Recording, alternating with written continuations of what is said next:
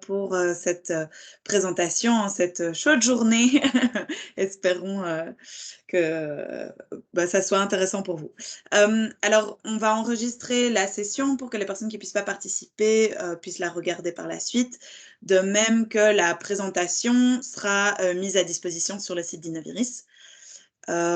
Si vous avez des questions, n'hésitez pas à les noter dans le chat.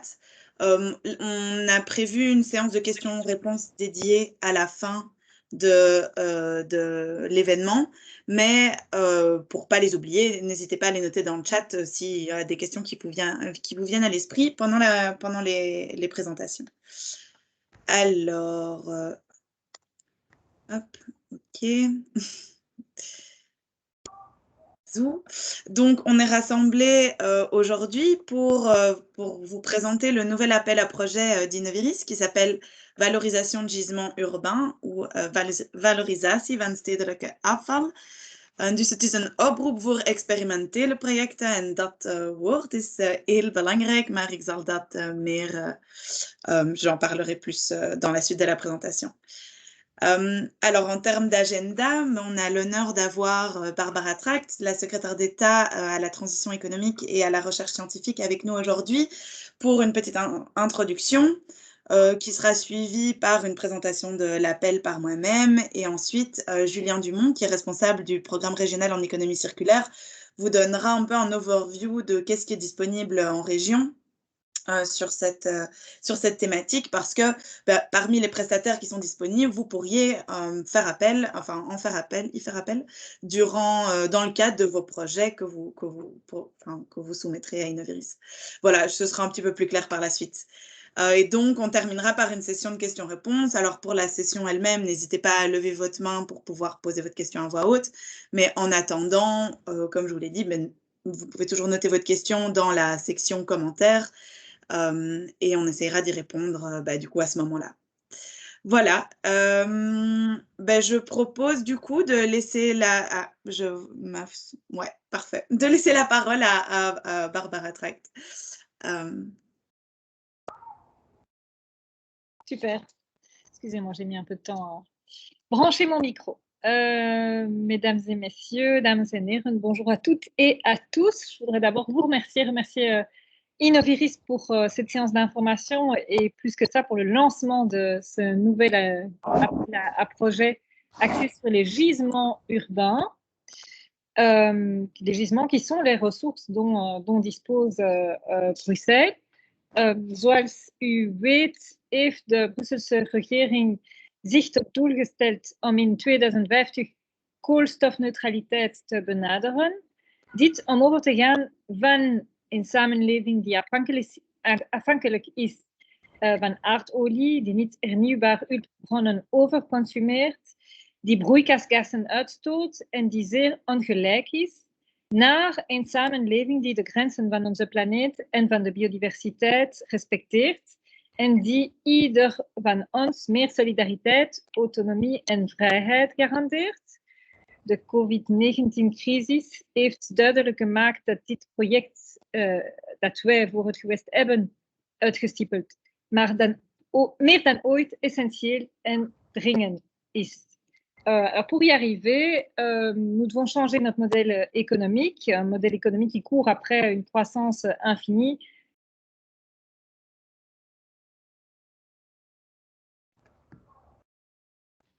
On vous entend plus.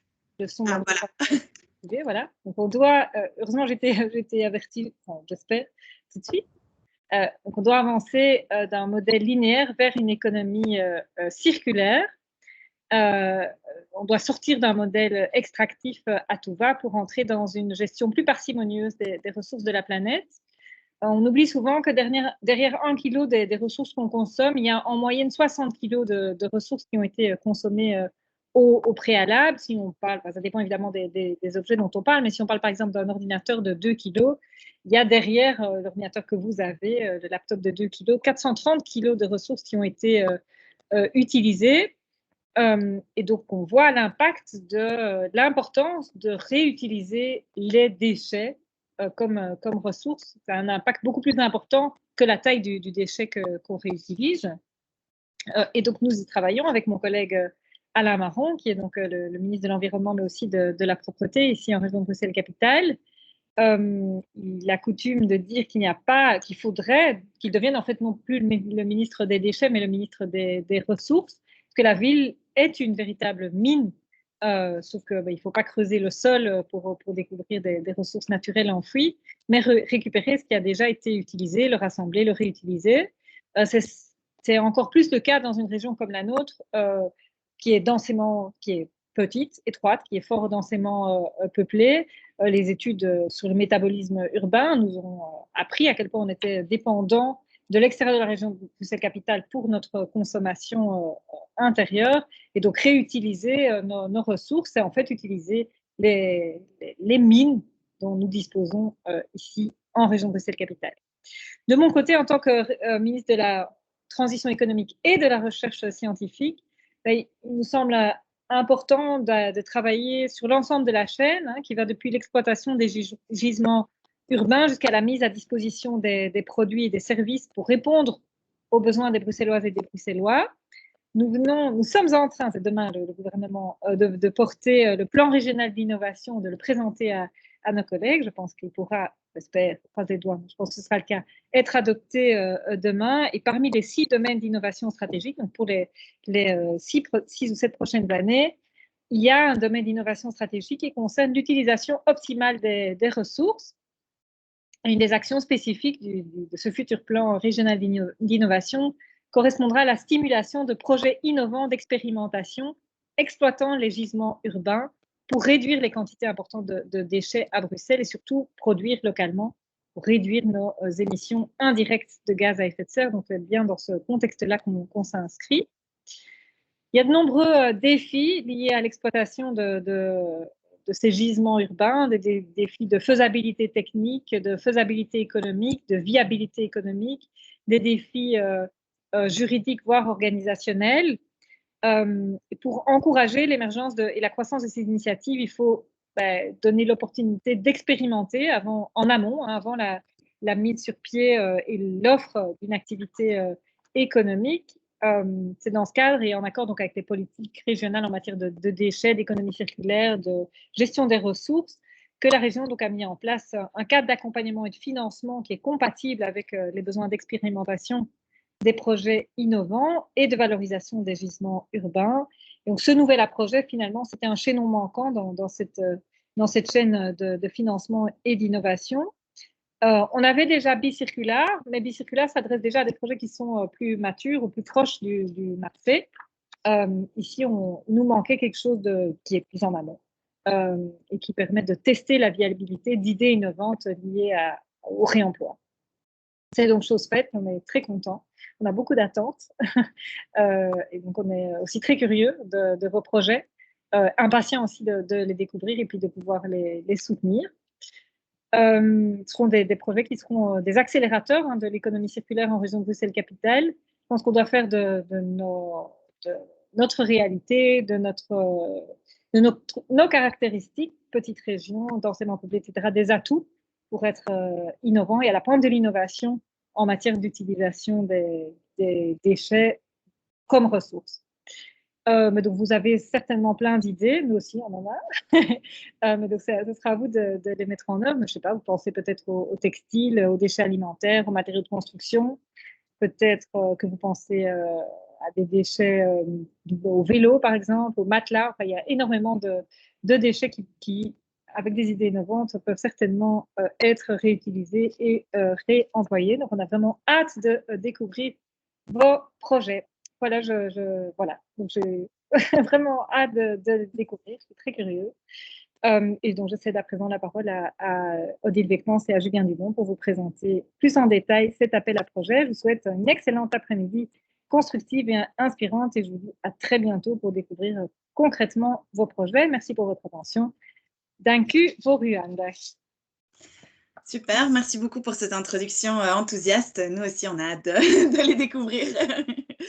Je propose qu'on repartage à nouveau la présentation.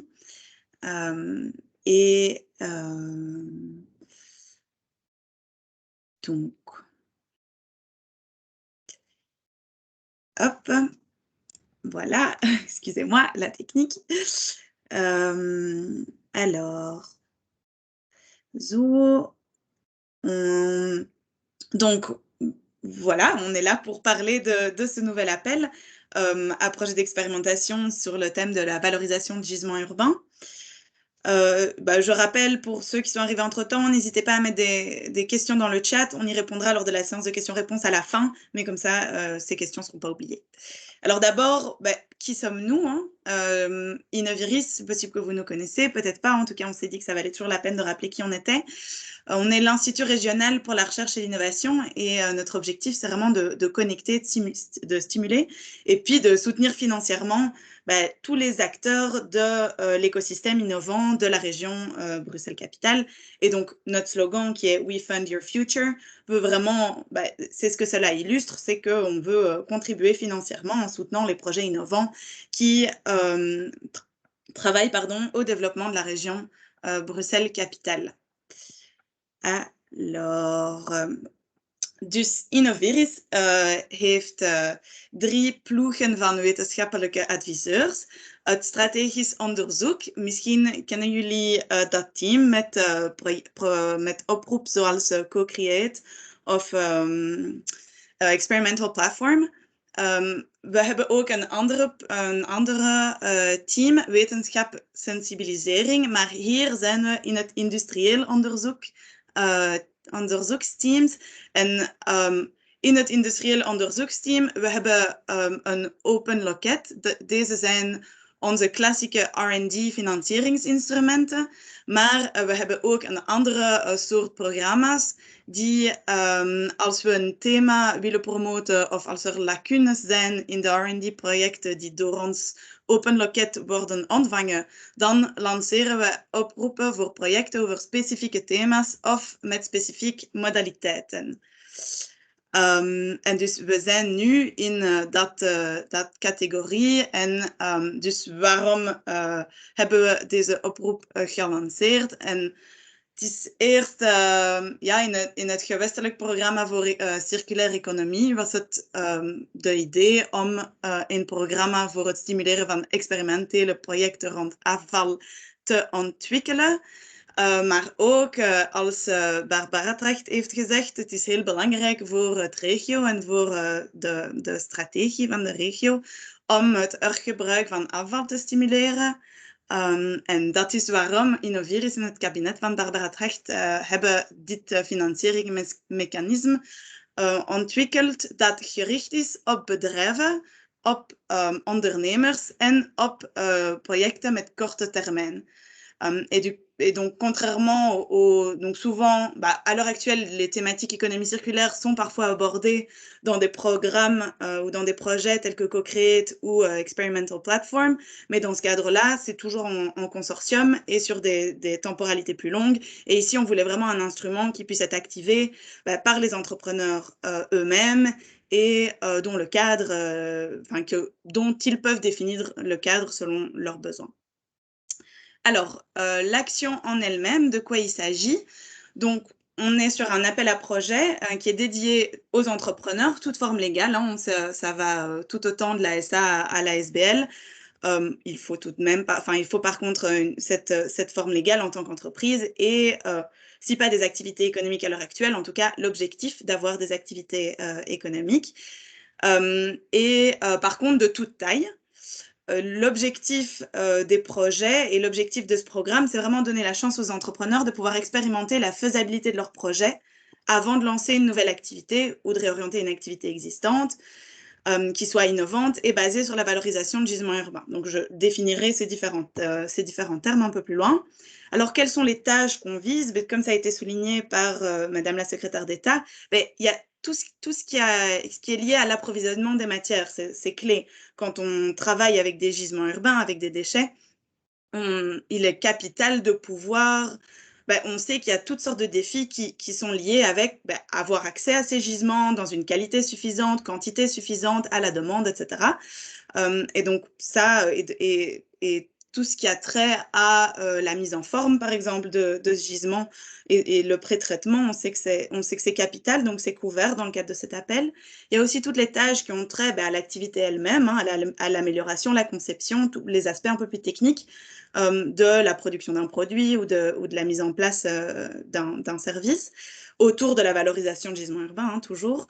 Et puis, bien sûr, si on veut mettre en place une activité économique, il faut valider la demande locale et la viabilité de ce qu'on veut mettre en place. Et donc, les tâches d'expérimentation autour qui permettent d'apporter des réponses à est-ce qu'on est viable, sous quelles conditions, est-ce qu'il y a un marché, quel est le marché, quel type de client, etc., peuvent être inclus également dans le projet. Et du coup, l'idée, c'est que vraiment, au terme du projet, l'entrepreneur soit capable de prendre une décision informée, soit de lancer une nouvelle activité économiquement viable basée sur la valorisation d'un gisement urbain choisi, soit de pivoter ou d'abandonner la poursuite de cette nouvelle activité. Il se peut tout à fait, et ça arrive souvent en R&D, que la conclusion soit c'est pas faisable ou c'est pas viable.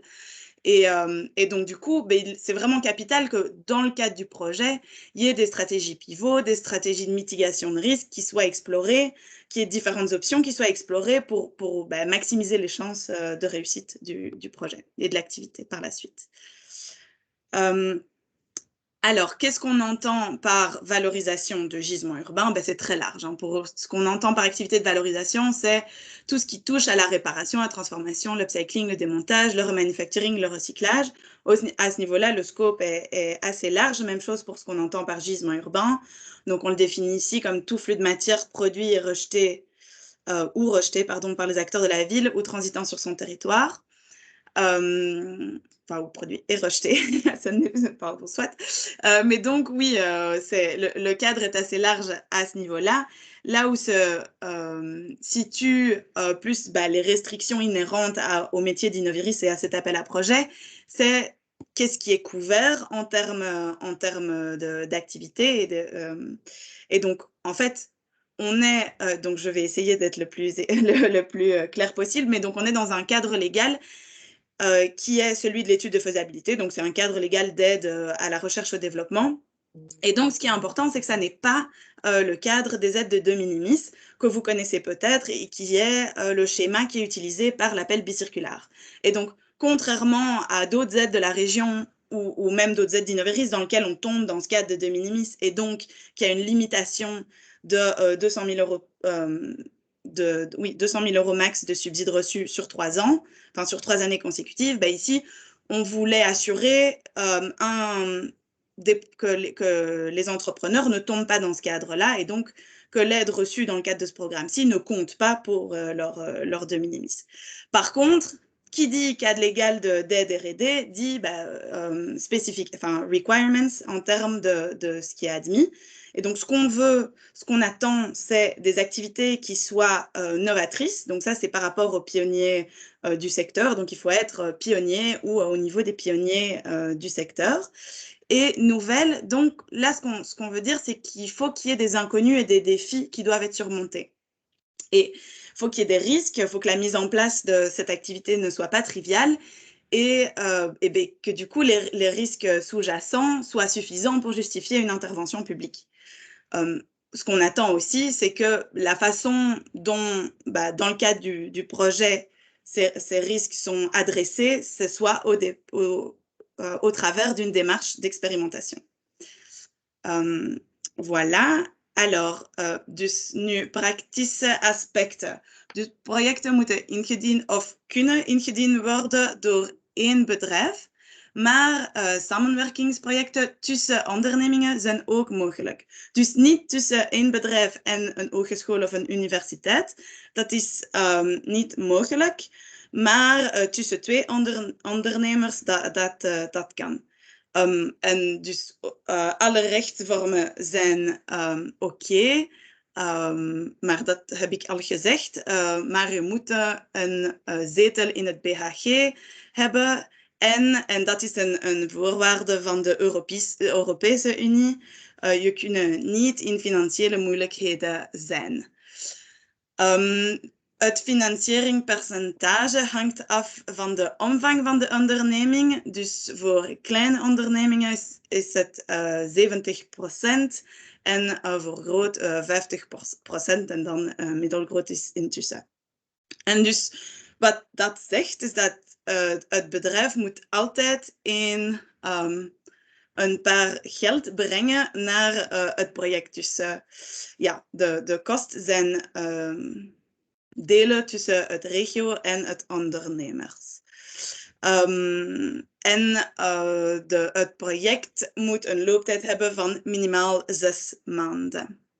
En dat is waarom ja, risico's en experimentatie noemt tijd. En we denken dat als het less dan 6 maanden nodig hebt, dan is het niet, ja, misschien een beetje te makkelijk voor een R&D-project. Alors, quels sont les frais éligibles? Ben donc ça, les frais éligibles, c'est assez large. C'est vraiment ce que vous avez besoin pour mener à bien votre projet d'expérimentation. Donc, tant des frais de personnel que des frais d'exploitation. Donc ça, c'est tout ce qui est les matériaux, les fournitures, les produits. Ben, par exemple, si les gisements que vous voulez traiter, vous devez les acheter, ben, c'est à cet endroit-là que ça doit apparaître. Il y a aussi tout ce qui est frais d'investissement. Donc là, on couvre l'utilisation de la machine pendant le projet. Donc, on ne va pas vous permettre d'acheter une machine en entier, mais on va vous permettre de dire, bah, si vous achetez une machine qui a une durée de vie de 5 ans, vous l'utilisez pendant un projet de 1 an, à 100% pour le projet, on couvrira 1/5 de la machine, enfin du coût d'achat. Et alors, frais de sous-traitance, donc on se rend bien compte que souvent, toutes les expertises ne sont pas disponibles en interne. Et donc ça vous donne la possibilité de faire appel à des expertises externes, que ce soit techniques, légales, opérationnelles, etc. Alors bien sûr, tous ces frais ne peuvent couvrir que des activités d'expérimentation. Hein. On est bien sur un projet de R&D et pas le financement du business as usual, hein, de l'entreprise. Voilà, mais ça c'est assez classique. Alors, c'était une aide qui avait été mentionnée par Barbara Tract, c'est que il existe, et c'est une aide qui est déjà bien connue en région sur la thématique de l'économie circulaire, qui est l'appel bicirculaire. Et on voulait vraiment clarifier où est-ce qu'on se situe par rapport à cette aide. Bon, ça a déjà été fait par Barbara Tract, mais je vais le répéter. Donc, nous, on est bien sur un focus sur l'étude de la faisabilité d'une activité nouvelle et novatrice, ou de la modification d'une activité existante. Alors que bicirculaire, il est sur, plus un focus sur la mise sur le marché. Nous, on vise des projets d'une durée de minimum 6 mois.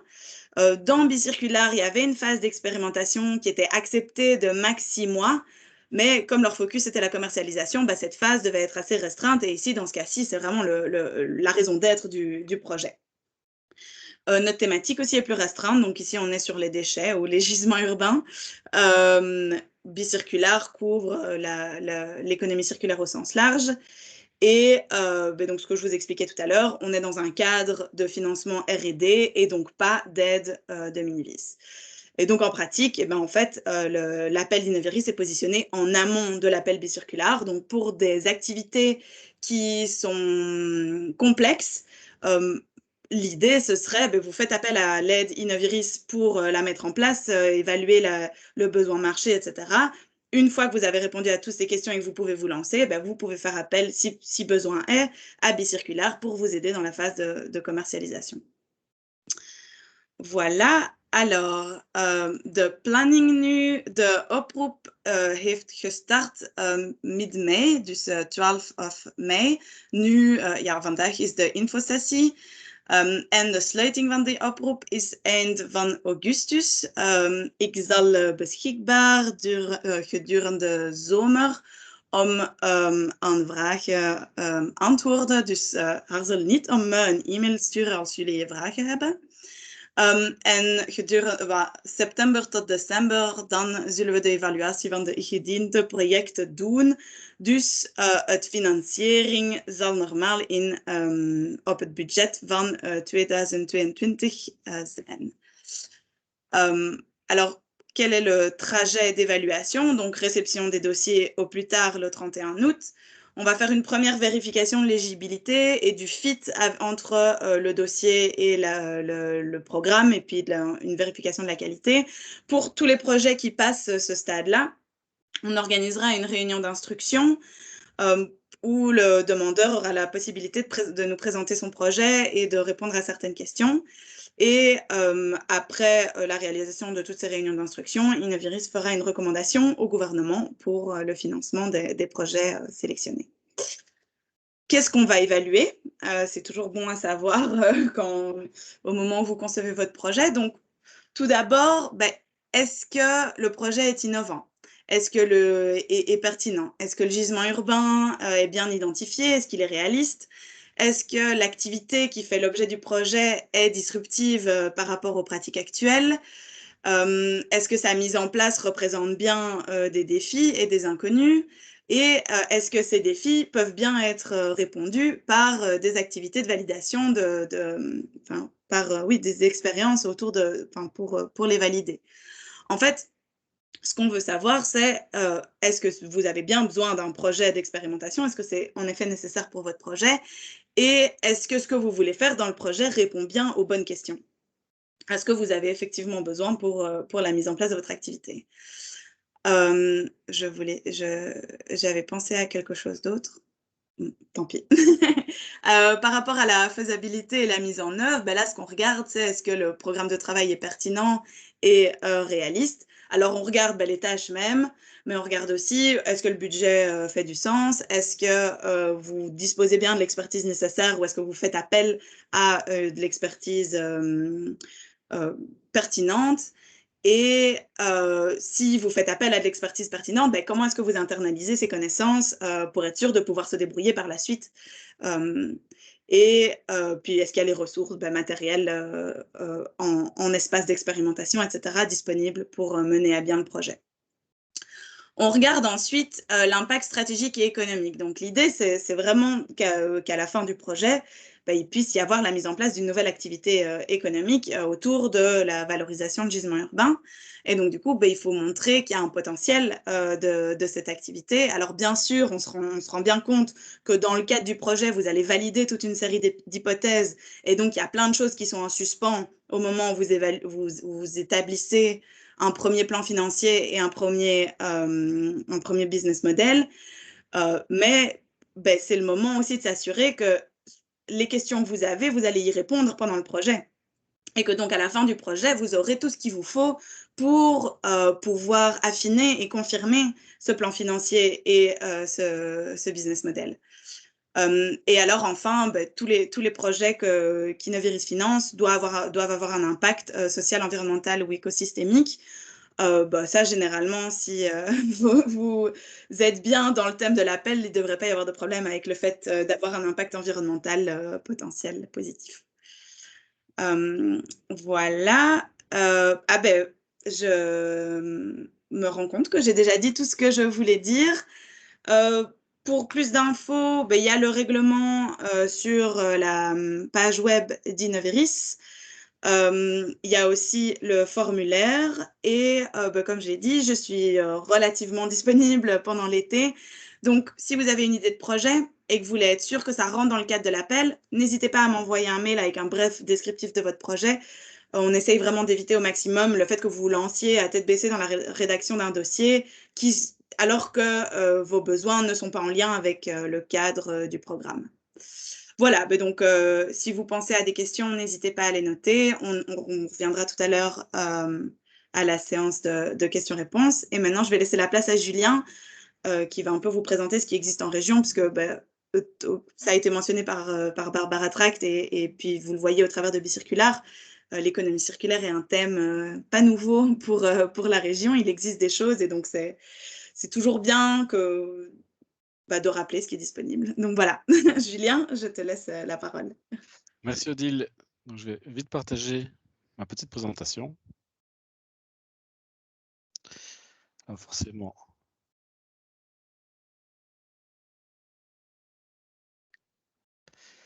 Voilà, je crois que je l'ai trouvé. Odile, tu me dis si vous la voyez?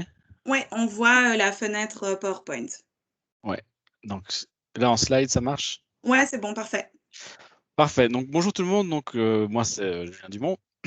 Donc je travaille à Bruxelles Environnement et mon job, c'est de contribuer à la coordination du programme régional en économie circulaire, donc le PREC, hein, communément appelé le PREC. Et pour cela, on a plusieurs administrations donc, à le faire. Au-delà de Bruxelles Environnement, il y a donc Innoviris, Hub Bruxelles et l'agence Bruxelles Propreté. Et donc voilà, ici, comme vous l'a dit Odile, l'idée de la présentation, c'est de présenter un peu l'offre en économie circulaire, donc d'accompagnement et d'accueil principalement. Alors, tout d'abord, je voulais vous parler de la plateforme de soutien à l'économie circulaire. Cette plateforme, c'est une mesure du PREC, une mesure d'aide économique indirecte. Et elle a pour principal objectif, enfin elle en a deux, mais en tout cas, il y a d'une part donc développer une offre cohérente et visible pour les entreprises de la région. Donc c'est une offre publique, mais aussi privée. Donc la plateforme regroupe donc l'entièreté des offres d'acteurs qui ont bien voulu donc s'intégrer à la plateforme. Et il y a aussi une dimension de réseautage, de partage d'expériences et d'informations entre les différentes structures, voilà, afin d'améliorer aussi la qualité de l'offre et sa cohérence, tel que l'objectif principal le veut. Alors voilà, pour aller sur cette plateforme, c'est assez facile en fait. Il faut aller sur le site circulareconomy.brussels. Donc voilà, le lien plus mon adresse mail, je les mettrai dans le chat à la fin de ma présentation.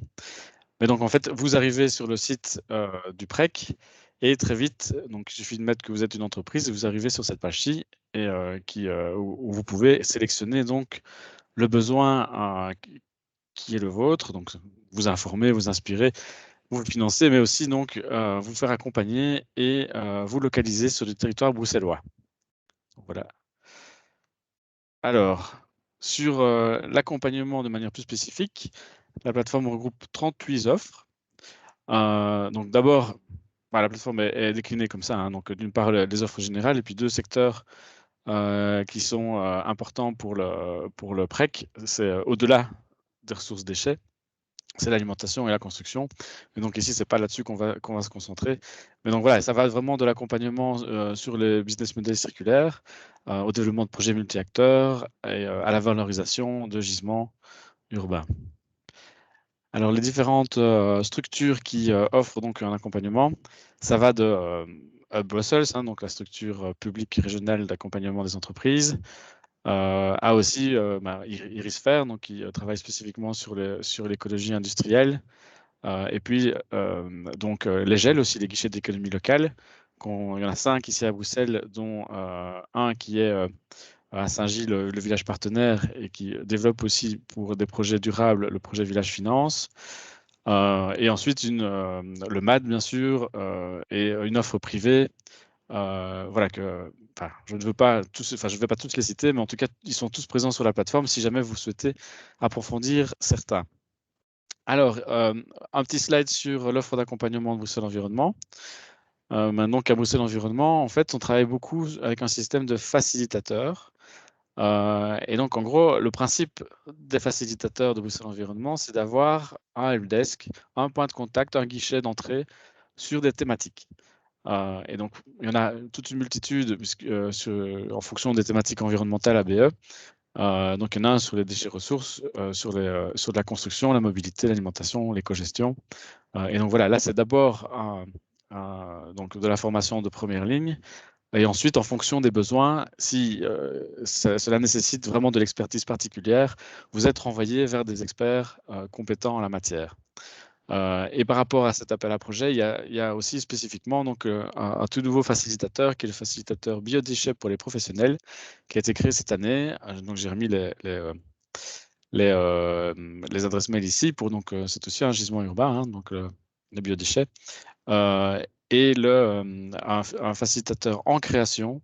Voilà, qui sera développé normalement pour la fin de l'année ou au début de l'année prochaine. Mais en tout cas, je pense que c'est intéressant peut-être quand votre projet se lance et se met en œuvre, donc un facilitateur vraiment sur la réglementation environnementale et qui peut aider aussi à vous y retrouver dans les différentes procédures d'autorisation, dont les permis d'environnement. Alors, par rapport à la localisation, donc on sait que Bruxelles voilà, n'est pas toujours accessible en termes de foncier et de lieux, d'espace, mais il y a par contre quand même toute une offre qui se développe de plus en plus et qui est intéressante pour les projets d'économie circulaire et qui est plus abordable. Donc là aussi, bon, ça ne concerne pas que les gisements urbains, mais on en retrouve en tout cas beaucoup. Voilà, forcément, Greenpeace, l'incubateur régional des entreprises durables. Les ateliers sont complets aujourd'hui, mais il y a quand même du mouvement. Il y a de la place dans les bureaux. Bien sûr, il y a Microfactory, qui se trouve aussi au Circularium, hein, qui fait partie donc, des lieux qui peuvent être pertinents et où il y a des espaces disponibles. Il y a Studio Citygate ou Circle Park, donc ce sont des projets d'occupation temporaire. Citygate, en intérieur, Circle Park, c'est en extérieur avec des conteneurs. C'est aussi un projet qui est un lieu qui est vraiment dédié à l'économie circulaire. Il y a Comuna, que vous connaissez certainement, et puis toute l'offre des Fab Labs régionaux, les City Fab. Alors, pour l'offre de localisation, la plateforme propose aussi une checklist, donc pour vous aider à identifier le mieux possible donc vos besoins en termes de localisation et donc vous orienter vers l'offre qui est la mieux designée pour vous. Alors voilà, je voulais faire un focus sur Rosica. Donc Rosica, peut-être vous connaissez, peut-être pas. Donc c'est un bâtiment qui régional qui se trouve à Anderlecht, donc au quai de Metz, et donc qui est vraiment en face des abattoirs, mais de l'autre côté du canal. Et qui aujourd'hui a développé un écosystème d'acteurs en innovation circulaire. Donc là, l'idée vraiment aussi pour les années qui viennent, c'est que ça devienne le lieu où vous, les entrepreneurs, les entreprises, puissent donc avoir accès à des espaces pour tester des nouvelles méthodes de valorisation de gisements de la ville pour en faire des filières par après. Alors, voilà, il y a Rosica développe une chaîne de valeur assez spécifique. Donc, l'idée, c'est d'accueillir des porteurs de projets et de travailler tant sur des gisements de la BP que sur des gisements externes. Et là, en tant que porteur de projet, vous arrivez et vous avez déjà accès à une série de partenariats possibles et de services académiques, un écosystème qui organise aussi des conférences, des séminaires, des formations qui vont être développées dans le futur, des coworking, et après, pour l'expérimentation en tant que telle, là, on a aussi donc des espaces d'incubation, de prototypage, des équipements donc, qui sont là pour les occupants des lieux. Je précise, c'est vraiment pour les occupants de Rosica. Et enfin, donc, la troisième étape, qui est celle du développement de la production, des accompagnements aussi qui seront mis en place, l'accompagnement des porteurs de projets pour après passer à l'étape de la mise sur le marché du scale-up. Et l'idée étant que une fois que le projet se développe, voilà, c'est de pouvoir être accompagné aussi, sortir de Rosica et être dirigé vers l'offre qui lui correspond le mieux. Et pour ça, il y a déjà aussi, comme je le disais tout à l'heure, toute une offre régionale du côté de CityDev, par exemple, mais pas que, vous avez vu, qui peut être pertinente. Alors, encore un slide sur Rosica. Donc voilà, tout ça pour dire que il y a déjà pas mal d'acteurs en lien qui sont là, avec plusieurs pôles qui ont été développés et de manière spécifique par rapport à certains gisements. On retrouve les encombrants, le flux plastique, les déchets d'équipements électriques et électroniques, un pôle métal, un pôle textile. Donc voilà, il y a déjà quand même pas mal de connaissances donc, dans ce lieu. Et donc, l'idée est de faire quand même une petite parenthèse sur les œuvres de financement, qui est la troisième dimension de la plateforme du PREC, puisqu'il y a une vingtaine d'offres de financement, donc comme je le disais, public et privé, par rapport aussi aux différentes phases de l'entreprise. Et tout ça, c'était pour m'amener à ce qui a déjà été dit 2 fois, donc le lien avec l'appel à projet bicirculaire. Donc voilà, Odile a déjà très bien expliqué l'idée qu'il y avait derrière ce développement de l'offre pour répondre vraiment à la création de projets innovants en matière d'économie circulaire. Mais bon, voilà, l'idée étant que les projets lauréats de l'appel d'Innoviris puissent aussi dans le futur, s'ils le souhaitent, postuler à l'appel à projet bicirculaire. Ce sont vraiment deux offres complémentaires. Voilà, je vous remercie. Merci beaucoup pour ta présentation. Ce que je veux souligner aussi, c'est que les acteurs publics, de toute façon, les offres de services sont gratuites, mais pour les acteurs privés, si vous faites appel à des prestations, si vous voulez faire appel à certaines des prestations qui ont été, ou des acteurs qui ont été listés, ça peut être inclus dans le cadre du projet, tout comme le fait de faire appel à un Fab Lab ou à un lieu d'hébergement. Enfin, lieu d'hébergement à discuter, quoi. Contactez-moi si vous avez ce besoin. Du coup, maintenant, je propose qu'on passe aux questions. Donc, n'hésitez pas, soit par le chat, soit en levant votre main. Je vois déjà qu'il y en a une dans le chat. Donc, comment se positionne cet appel à projet par rapport à PISI? PISI qui est Prove Your Social Innovation, qui est un appel qu'on a lancé l'année passée chez Innoviris. Et quel projet ne serait pas recevable pour PISI et le serait ici? Et voilà. Alors, donc, PISI a un focus. Déjà, premièrement, c'est uniquement pour les entreprises sociales et démocratiques. Ici, on est ouvert à tout type d'entreprise, sociale et démocratique, comme classique, quoi. Donc ça, c'est déjà une grosse différence. Après, si on est une ESD, comment est-ce qu'on choisit, hein? Est-ce qu'on va plutôt vers PISI ou vers cet appel-ci? Ben, il y a qu'est-ce qu'on veut, quelle est l'activité qu'on veut mettre en place. Si c'est une activité qui a un focus, qui a vraiment un objectif, pour PISI, il faut qu'il y ait un objectif social. Il faut qu'il y ait un objectif d'impact social qui soit prépondérant. Dans ce cadre-ci, on est plus sur un impact de type environnemental. Donc, je dirais, c'est peut-être ça la différence qui dit, si je suis une ESD, si je me considère comme une ESD et que je veux faire de la validation, ce que je veux vraiment tester, c'est mon impact social en impliquant mes usagers et avec cette démarche d'innovation sociale, ou ce que je veux tester, c'est la faisabilité un peu technique et la viabilité économique de mon activité. Et dans ce cadre-là, de valorisation de gisement urbain, hein, toujours, on est d'accord.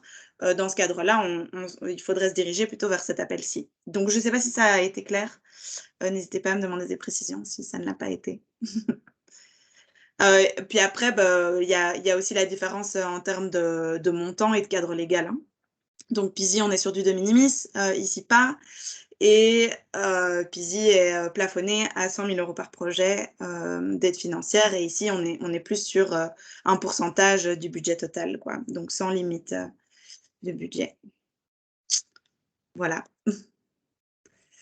Alors, il faut absolument une structure légale pour répondre à l'appel. Quid des indépendants statut smart? Oui, ça, malheureusement, on est encore limité. Et c'est pas faute de vouloir, hein, c'est vraiment une limitation européenne. Donc, on est obligé d'avoir une structure légale. C'est pas accessible aux personnes sous statut smart. Voilà. Je pense que la région y travaille, mais malheureusement, c'est un vaste chantier. Bon, je peux laisser encore quelques minutes. Juste de réfléchir si j'ai des choses complémentaires à vous dire que j'aurais oubliées. Alors, est-il possible pour une même société de proposer 2 projets différents, mais axer chacun sur un jugement spécifique des déchets? Dans l'absolu, oui. Après, les enveloppes budgétaires ne sont pas infinies, donc il y aura sûrement un choix qui va s'opposer, et on va aussi questionner la pertinence stratégique pour vous de vous lancer sur 2 chevaux au lieu de concentrer vos efforts sur un. Donc voilà, je répondrai comme ça. Mais si vous hésitez entre 2, que vous ne savez pas trop qu'est-ce qui semblerait le plus pertinent, de nouveau, hein, vous pouvez toujours m'envoyer un mail. Donc, est-ce que les partenariats seront priorisés dans la sélection? Pas spécialement, non. On est vraiment plus sur une aide qui veut encourager les entrepreneurs à innover que encourager les collaborations. Les collaborations sont acceptées et elles peuvent être tout à fait pertinentes dans certains cas, mais ça ne sera pas ni priorisé, ni sujet à une augmentation du taux d'intervention. En fait, on est déjà au max qu'on peut donner.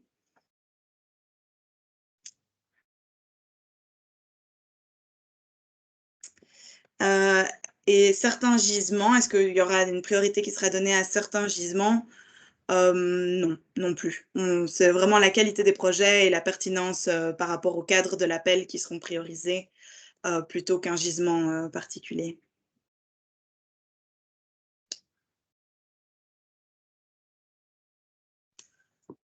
Je pense que j'ai répondu à tout.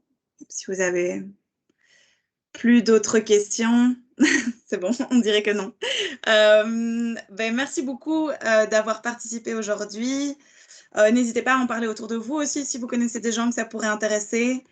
Voilà, et puis toutes les infos sont sur notre site internet. Du coup, je vous souhaite une bonne soirée.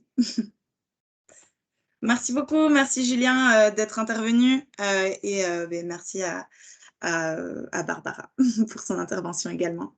Bonne soirée. Merci, au revoir. Au revoir.